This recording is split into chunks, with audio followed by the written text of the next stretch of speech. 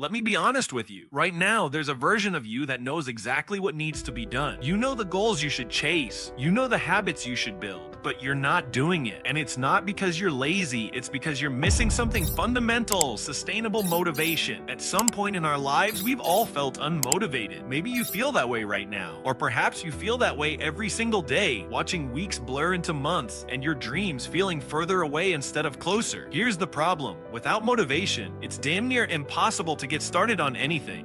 The word motivation derives from the Latin term movere, which means to move. So motivation quite literally means moving towards something, and that something is usually a version of your life which is far better than the current one. But here's the question that keeps most people stuck. If we know the destination is worth it, then why do we still feel unmotivated to get started and take consistent action? The answer will blow your mind. You need to understand the 4 types of motivation and how to stack them to create an unshakable foundation. First, intrinsic and extrinsic motivation. Intrinsic motivation is doing an activity which feels inherently interesting or deeply satisfying. If you love playing basketball, you don't need much motivation to get on the court. Just a message from a friend is enough to make you jump out of bed. On the other end, extrinsic motivation is driven by external rewards: money, fame, grades, status. The most common example is doing a job you don't intrinsically enjoy, but the extrinsic factors keep you going for your entire working life. You need to pay the bills, and that's enough extrinsic motivation to squeeze onto an overcrowded train and stare at a screen for 8 hours. But intrinsic and extrinsic motivation are linked to the 3rd and 4th types: pain and pleasure. The pain of being fired is why you can't keep snoozing your alarm, but the pleasure of finishing your favorite show can keep you up until early morning. Even when you know you've got work in a few hours, somehow you'll wake up on time because the pain of not doing so is too high. And this is key. Pain is usually a far more powerful motivator than pleasure. This is why we struggle to quit bad habits when only pleasure motivates us. But the moment there's a serious health scare, most people go cold turkey instantly because the pain of suffering is greater than the pleasure of bad habits. The ultimate motivation comes when you combine all 4 elements. Find something intrinsically rewarding. Add extrinsic motivation. Combine the pleasure with the pain of never starting. Because as Olympian Jim Ryan said, motivation is what gets you started. Habit is what keeps you going. Your move.